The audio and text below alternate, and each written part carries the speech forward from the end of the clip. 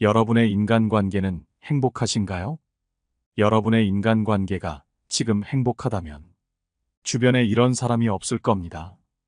아마 여러분의 인간관계가 행복하지 않다면 이런 사람이 곁에 있을 가능성이 높습니다.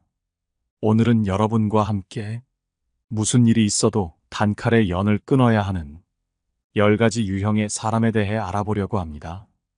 첫 번째, 자기가 다 알아서 해준다는 사람 조심하라. 내가 도와줄 수 있다. 그건 내가 전문이지라고 말하는 사람을 처음부터 믿고 마음을 주지 마라. 그들은 자신이 꿈을 이루는데 도움을 줄 수 있다고 자신 있게 이야기한다.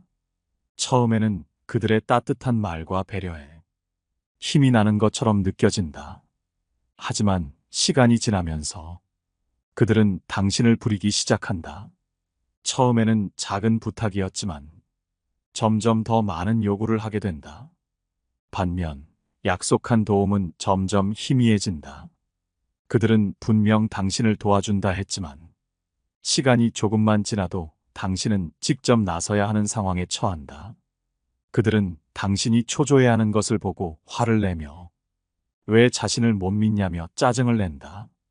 그들은 당신의 꿈을 빌미로 삼아 당신을 자기 마음대로 조종하려고 한다. 처음에는 달콤한 약속으로 시작되지만 실제로는 아무 도움도 주지 않았다. 그들은 당신의 필요를 이용해 자신이 원하는 것을 얻어가며 당신의 미래에까지 간섭하려 한다. 이는 남에게 의존하고 싶어하는 마음과 욕망이 그들의 말을 제대로 판단하지 못하게 만들기 때문이다. 사람을 만났을 때는 상대의 말과 행동이 일치하지 않는다면 더 이상 기다려서는 안 된다. 그들은 당신을 이용하려는 의도가 있었던 것이다. 결국 당신은 그들의 요구에 끌려다니게 되고 인생이 복잡해진다. 따라서 호감이 가는 인상이고 성격이 좋아 보인다고 해서 도와주겠다는 사람들의 말을 무조건 믿어서는 안 된다. 그들의 말과 행동의 결과를 통해 사람을 판단해야 피해를 줄 수 있다. 도움을 주겠다는 말이 고마워 보인다고 해서 쉽게 그들의 말을 믿고 관계의 모든 것을 맡겨서는 안 된다. 신뢰는 시간이 지남에 따라 쌓이는 것이며 쉽게 주어지는 것이 아니다. 두 번째, 닮은 척하는 사람 조심하라. 상대방에게 가장 쉽게 호감을 얻는 한 가지 방법은 상대를 모방하는 것이다. 상대방의 말이나 행동을 따라하고 너와 나는 닮았다고 말하는 것은 대부분의 사람에게 친근함을 느끼게 하며 사람들 사이의 거리감을 줄이려는 심리를 이용하는 것이다. 그러나 일부 사람들은 이런 행동을 통해 상대방을 이용하려고 한다. 진짜?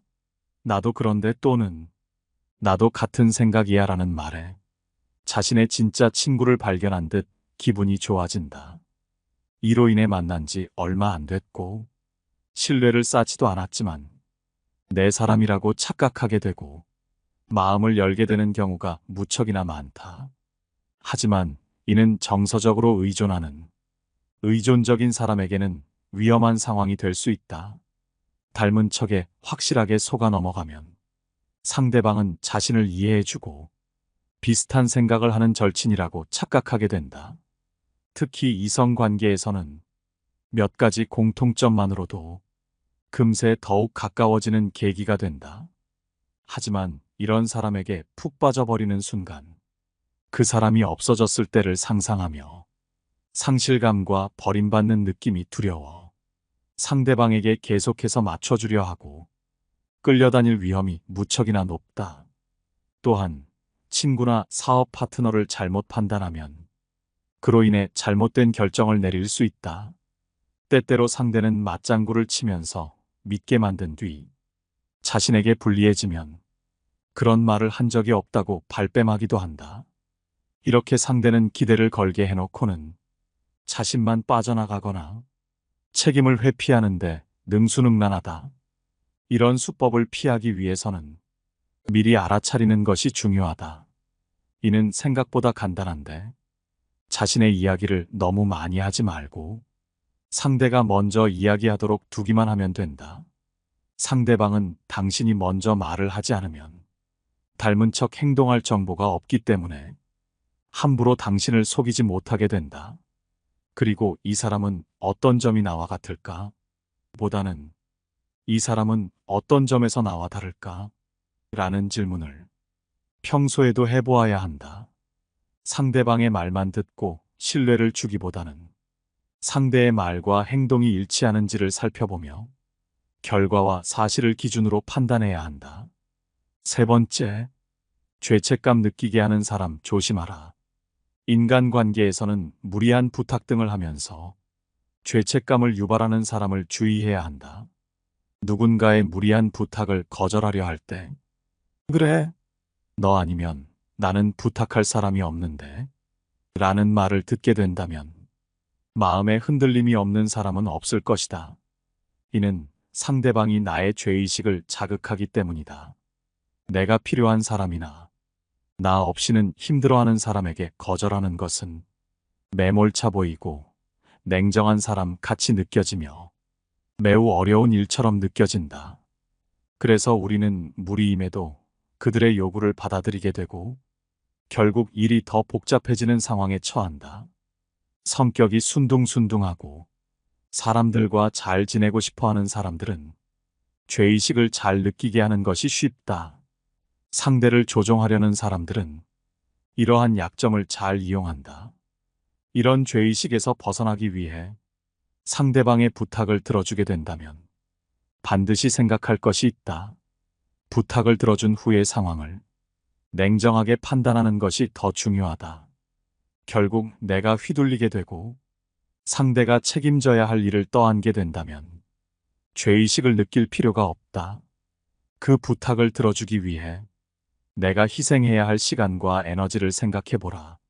그 순간 차분하고 현명한 판단이 가능해진다. 누군가가 나를 필요로 한다는 말에 흔들리는 것은 자연스러운 일이지만 과도한 요구에는 더 이상 죄의식이나 책임감을 느낄 필요가 없다고 본다. 내가 할 수 없는 일은 놓아주고 남의 일은 그들이 알아서 하게 두는 것이 나와 상대방 모두에게 더 나은 선택일 것이다. 네 번째, 감정적이고 충동적인 사람 멀리하라. 반드시 피해야 하는 인간 부류를 살펴보면 상황에 맞지 않는 감정적인 반응을 보이거나 충분한 생각을 거치지 않은 채 그저 충동적으로 행동하는 경우가 많다. 갑작스레 언성을 높인다든지 자신의 말에 반대하면 말꼬리를 계속 물고 늘어지며 상대방을 이기려 든다. 이런 이들과 함께 어울린다면 그들의 감정적이고 충동적인 행동으로 인해 나에게도 피해가 미칠 수도 있다. 그렇기에 이런 이와는 거리를 두는 것이 좋다. 쇼펜하우어는 이러한 행동에 대해 감정과 충동은 때로는 우리를 이끌어가지만 그것이 항상 옳은 길은 아니다. 우리는 이성과 이해력을 가지고 행동해야 한다. 라고 말했다. 그는 감정적이고 충동적인 행동이 때로는 문제를 일으킬 수 있다고 지적했다. 따라서 나이가 들었는데도 감정적이고 충동적인 사람과 함께 있을 때는 주의해야 한다. 그들의 감정적이고 충동적인 행동으로 인해 자신에게 피해가 갈 수 있기 때문이다. 게다가 우리 자신도 때때로 감정적이고 충동적인 행동을 할 수 있다는 점을 인정해야 한다. 우리는 자신의 감정을 잘 조절하고 상황을 냉철하게 판단할 수 있어야 함을 절대 잊어서는 안 된다. 다섯 번째, 속마음에 파고드는 사람 조심하라. 괜찮으니까 다 털어놔봐라는 말을 듣게 되면 괜시리 지친 마음에 힘이 되는 것 같고 상대방을 내 편인 것처럼 느끼게 된다. 하지만 이럴 때일수록 주의하라. 어떠한 경우에도 자신의 마음을 모두 털어놓는 것은 위험하다. 솔직하게 말했더니 상대방이 상처를 받고 원망을 살 수도 있다. 괜히 진심을 내비쳤다가 관계가 나빠지면 그 진심이 오히려 나를 공격하는 무기가 될 수도 있다. 마음을 털어놓아 봐라는 말은 상대방의 속마음을 떠보거나 자신에 대한 생각을 알아보려는 의도로 자주 사용된다. 특히 술자리나 가벼운 농담 중에 진심을 드러내는 경우가 많다. 상대방이 상사나 어른이라도 인간이기에 싫은 소리에 반응하게 마련이다. 그 자리에서 반응하지 않더라도 나중에 문제를 삼는 경우가 많다. 특히 술자리에서 절대 본심을 드러내지 마라. 술자리만큼 위험한 자리는 없다. 이는 직장 생활에서 중요한 처세술이지만 몇몇 순진한 사람들은 여전히 같은 실수를 반복한다. 술 마시면서 본심을 털어놔봐라고 말하는 상사치고 성격 좋은 사람은 없다고 한다. 사람은 본심을 드러내다 보면 말실수를 하게 마련이다. 생각과 가치관이 다르기에 오해를 살 위험도 있다. 상대방은 이런 실수를 반격의 기회로 삼을지도 모른다. 따라서 본심을 털어놔봐라는 말에 주의해야 한다. 친구나 동료와 싸우다가 마음을 터놓고 이야기하자고 할 때도 있다. 하지만 때론 내 본심을 알았다며 옛날 일까지 들춰 싸움이 커지기도 한다. 본심을 드러냈다가 오히려 원망과 미움만 생길 수 있다. 본심을 말하더라도 상대방의 감정을 상하지 않게 조심해야 한다. 이야기 중에 상처받을 말이 나올 수 있으니 상대방의 입장에서 생각하고 얼마나 힘들었는지 공감해주며 대화해야 한다. 그렇지 않으면 본심을 드러낸 것이 나쁜 결과로 이어질 수 있다. 솔직해야 한다고 우리는 배워왔지만 본심을 드러내는 것이 항상 좋은 결과를 가져오지는 않는다. 인간의 본성은 이기적이고 자신의 이익을 우선시하기 마련이다. 따라서 상대방이 나의 진심을 이용해 나를 공격할 가능성도 있다. 속마음을 밝힐 때는 항상 신중해야 하며 어떤 상황에서도 감정을 통제하여 담담하게 얘기할 수 있어야 한다. 관계를 유지하기 위해서는 때로는 감정을 숨기고 겉으로는 평온한 태도를 유지하는 것이 차라리 낫다. 솔직함이 항상 미덕은 아니다. 적절한 거리두기와 신중한 태도가 오히려 관계를 더 건강하게 만들 수 있다. 감정을 드러내는 것보다는 서로의 입장을 이해하고 존중하는 것이 진정한 소통이다. 또한 말은 한 번 내뱉으면 주워 담을 수 없다. 그렇기에 말의 무게를 알고 신중하게 선택해야 한다. 나의 진심이 상대방에게 상처가 되지 않도록 배려하고 감정을 드러내는 것이 아닌 서로를 이해하고 존중하는 마음으로 대화할 때 비로소 진정한 소통이 이루어질 수 있다. 6번째, 남에게 대접받기만을 원하는 사람 멀리하라. 자신의 행동을 바르게 하지 않고서 대접받기를 바라는 것은 마치 비가 오지 않는데 우산을 펴고 서 있는 것과 같다. 사람들은 자신의 행동에 대한 남들의 대접을 바라지만 그 행동이 존경받을 만한 것이 아니라면 그 기대는 공허한 기대일 뿐이다. 존경이라는 것은 바른 행동에 대해 상대방의 마음에서 우러나오는 것이지 자기가 원한다고 해서 얻어지는 것이 아니다. 사람들이 마음에서 우러나는 존경을 받고 싶다면 자신부터 그에 걸맞은 행동을 해야 한다. 대접받고 싶은 마음은 누구에게나 있을 수 있지만 그것을 마냥 바라고 아무것도 하지 않는 것은 이기적인 행동이다. 남에게 대접받고 싶다면 자신이 먼저 본보기가 되어야 한다. 자신이 하지 않는 일을 남에게 요구하는 것은 결국 자신에게 돌아오는 존경이나 대접을 멀어지게 만든다. 진정으로 대접받고 싶다면 그에 상응하는 행동을 하는 것이 중요하다. 대접을 받는 것에 집착하기보다는 자신의 행동과 태도를 돌아보아라. 대접받지 않아도 괜찮다는 마음가짐을 가지고 자신의 행동으로 사람들의 마음을 움직이게 하라. 이러한 마음가짐을 가질 때 사람들은 자연스럽게 당신을 존경하고 대접하게 될 것이다. 7번째, 남의 덕을 보려 하는 사람 멀리하라. 평소에는 생전 말 한마디도 안 섞다가 내가 너 잘 될 줄 알았어라며 다가오는 사람이 있다. 이들이 어려울 때 돈 한 푼 주지 않았으면서 가족이라는 이유로 돈을 빌려달라거나 한다. 평소에는 말도 섞지 않고 있다가 타인의 성공 소식을 듣고 나서야 내가 너 잘 될 줄 알았다며 다가오는 것은 인간 본성의 이기적인 면모를 드러내는 행위다. 이들은 자신에게 이익이 될 것 같다는 생각에만 이끌려 평소에는 연락 한 번 없다가도 언제 그랬냐는 듯 친한 척을 한다. 이러한 행동은 인간이 자신의 이익을 위해 다른 이의 성공에 묻어가려는 의도에서 비롯된 것으로 볼 수 있다. 평상시에는 관심조차 주지 않던 사람들이 갑자기 친한 척, 기쁜 척 다가오며 결국 개인적인 도움을 요청하는 것은 그들이 사람이 아닌 자기에게 떨어질 이익을 보고 다가온다는 사실을 명백히 한다. 이러한 사람들과의 관계에서는 진정한 의미의 교류를 기대하기 어렵다. 그들은 자신의 필요에 따라 관계의 깊이나 온도를 조절하며 상황이 자신에게 유리할 때만 다가온다. 이들에게 도움을 주는 것은 거의 대부분이 시간 낭비일 뿐이며 그들의 칭찬이나 평가는 아무 의미도 없는 경우가 대부분이다. 이들은 상대방이 자신의 기대에 부응하지 않을 때 비난을 서슴지 않으며 그들의 성에 차지 않는다면 언제든지 등을 돌릴 준비가 되어 있다. 따라서 이러한 사람들에게 도움을 주는 것보다는 그들과 거리를 두고 자신의 소중한 시간을 더 가치 있는 관계에 투자하는 것이 바람직하다.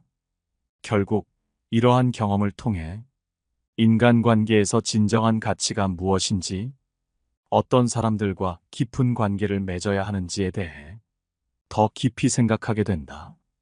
8번째, 당연히 용서받으려는 사람 멀리하라. 반드시 피해야 하는 가증스러운 사람들은 자신의 잘못을 진심으로 반성하지 않는다. 게다가 자신이 사과를 했을 때 그 상대방은 자신의 잘못을 용서하는 것이 당연하다고 여기는 경향이 있다. 실수를 저지르고 사과는 하되 진정한 반성이나 변화는 보이지 않는다. 마치 용서권을 가지고 있는 듯 그들에게 용서란 단지 빌면 받을 수 있는 것, 자신의 잘못을 가볍게 씻어내는 도구에 불과하다. 그러나 용서는 그렇게 쉽게 얻어지는 것이 아니다. 용서는 누군가에게 베풀어주는 배려이다. 의무가 아니라 자발적인 선택이다. 따라서 용서는 당연히 받는 것이 아니다. 또한 실수를 인정하고 사과는 하되 자신의 행동에 대한 책임감을 보이지 않는다. 마치 용서만 하면 문제가 해결된다고 생각하는 듯하다. 상대방이 용서를 해주지 않는 경우 이들은 종종 상대방을 비난하거나 자신이 피해자인 양 행동하기도 한다. 이런 사람들은 반성도 하지 않고 같은 실수를 반복할 가능성이 높다. 용서는 단순히 잘못을 덮어주는 것이 아니라 상처를 치유하고 관계를 회복하는 과정이다. 따라서 진정한 용서는 반성과 변화를 기반으로 한다. 만약 누군가 당신에게 잘못을 저질렀고 용서를 구한다면 그 사람이 진심으로 반성하고 있는지 확인해야 한다. 진정한 용서는 시간이 걸릴 수 있다. 감정을 솔직하게 표현하고 서로의 이야기를 경청하는 과정이 필요하다. 용서를 당연히 여기는 사람들은 주변 사람들에게 큰 피해를 줄 수 있다. 책임을 회피하고 같은 실수를 반복하여 주변 사람들에게 상처를 줄 수 있다. 따라서 용서를 당연히 여기는 사람들을 반드시 주의하고 경계해야 하며 그들의 행동에 대해 명확한 경계를 설정하고 자신을 보호해야 한다. 이러한 사람들과의 관계에서는 우리는 그들의 사과를 받아들이기 전에 그들의 진정한 반성을 확인해야 한다. 단순히 말로만 하는 사과는 의미가 없다. 진정한 반성은 행동의 변화로 나타난다. 우리는 그들의 행동을 관찰함으로써 그들이 진심으로 변화하려는 노력을 하고 있는지 판단할 수 있다. 또한 우리는 사과한다고 다 받아주는 것이 아니라 그들이 우리의 상처를 이해하고 그 상처를 치유하기 위해 노력하는지를 보아야 한다. 용서는 상호적인 과정이며 단순히 잘못을 인정하고 사과하는 것만으로는 충분하지 않다. 용서를 구하는 사람이 진정으로 우리의 마음을 이해하고 우리와의 관계를 회복하기 위해 노력할 때 비로소 진심 어린 용서도 이루어지는 것이다. 그렇기에 용서는 시간이 걸리며 서로의 이해와 노력이 필요하다. 9번째, 술을 잘 마신다고 자랑하는 사람 피하라. 나이와 상관없이 남들에게 술을 잘 마신다면서 자신의 주량을 자랑하는 것은 어리석은 행동이다. 이는 가족과 주변의 걱정을 부르는 건강에 해로운 습관을 과시하는 것이다. 젊었을 때는 자부심의 원천이었을지 모르지만 나이가 들면서 술을 많이 마실 수 있다고 자랑하는 것은 미성숙하고 무책임한 사람으로 인식될 수 있다. 주량을 자랑하며 남들에게 자신의 술 먹는 것을 뽐내는 태도는 타인에게 거부감을 느끼게 할 수 있다. 그중 자기가 이 정도 먹으니 상대도 어느 정도 먹을 줄 알아야 한다는 이상한 태도가 있는 사람들은 관계를 망칠 위험이 있다. 술 못 먹는 사람을 정신력이 약한 사람인 양 하대하는 것도 문제를 일으킨다. 자기가 잘 먹는다고 남도 따라 맞춰줘야 하는 것이 아니다. 술 못 먹는 것은 정신력 문제가 아니다. 그것은 사람마다 다른 체력과 건강 상황의 문제이고 술에 대한 개인의 취향일 뿐이다. 이러함에도 술을 강요하고 술을 못 마시는 사람들을 비난하는 행동은 이기적인 행동이다. 인간은 본래 다양성을 지니고 있으며 이는 우리의 체력, 건강, 심지어 술에 대한 내성에서도 드러난다. 어떤 이는 소량의 술로도 취하며 또 다른 이는 많은 양을 마셔도 비교적 정상적인 상태를 유지할 수 있다. 이는 각자의 유전과 컨디션과 개인의 경험에 따라 달라지는 것이며 이를 무시하고 일률적인 기준을 적용하는 것은 어리석은 일이다. 더욱이 술을 많이 마실 수 있다는 것이 자랑거리가 되어서는 안 된다. 이는 단지 인간의 한계를 시험하는 행위에 불과하며 이로 인해 발생할 수 있는 건강상의 문제는 돌이킬 수 없는 심각한 결과를 초래할 수 있다. 술에 대한 내성이 높다는 것이 건강한 삶을 살고 있다는 증거가 될 수 없으며 오히려 자신의 건강을 해치는 행위에 대한 경계를 늦추는 것일 수 있음을 명심해야 한다. 인간은 자신의 한계를 인식하고 이를 존중하는 것에서 진정한 지혜를 발견할 수 있다. 술에 대한 내성이 낮은 사람을 비난하거나 술을 많이 마실 수 있다는 것을 자랑하는 것은 결국 자신과 타인에 대한 존중의 결여를 드러내는 것이다. 우리는 각자의 한계와 차이를 인정하고 이를 존중하는 태도를 가져야 한다. 이는 인간관계를 더욱 풍부하고 건강하게 만들어줄 것이다.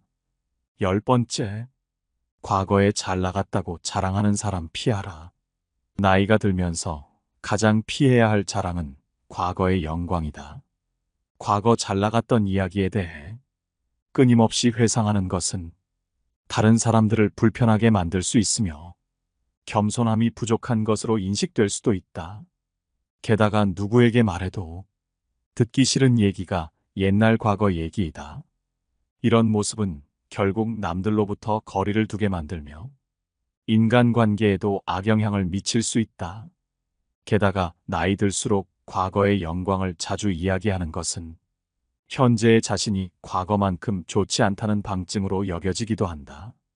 이런 행동은 과거에 멈춰 있는 사람이란 인식을 주며 미래로 나아가지 못하게 막을 수 있고 자신을 초라하게 만들 수 있다.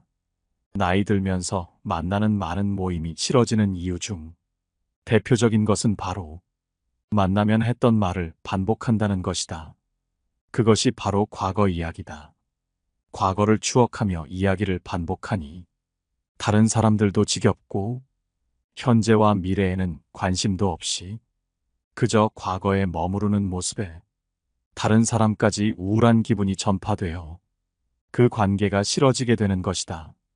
나이가 들어감에 따라 과거의 영광이나 업적을 자랑하는 것은 없어 보이는 자랑임을 알아야 한다.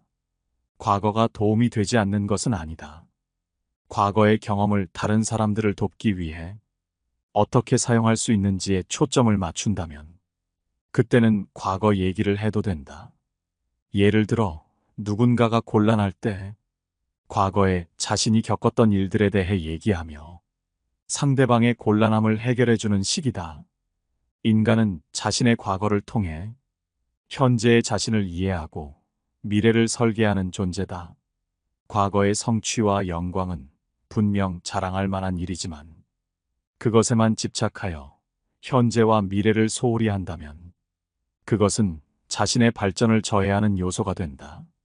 진정한 성장은 과거의 경험에서 배운 교훈을 현재의 삶에 적용하고 미래를 향해 나아가는 데 있으며 이 과정에서 타인과의 관계는 더욱 깊고 의미 있는 것으로 발전할 수 있다. 과거의 영광에 머무르지 않고 현재를 살며 미래를 준비하는 태도야말로 진정한 성숙함을 나타내는 것이다. 여기까지 무슨 일이 있어도 단칼에 인연 끊어야 하는 10가지 부류의 사람에 대해 알아봤습니다. 여러분의 주변은 어떠신가요? 여러분의 소중한 경험이나 사연을 댓글로 남겨주시면 감사하겠습니다. 항상 좋은 일들만 가득하시기를 바라며 영상은 이것으로 마치도록 하겠습니다. 감사합니다. 깨달음의 광장입니다.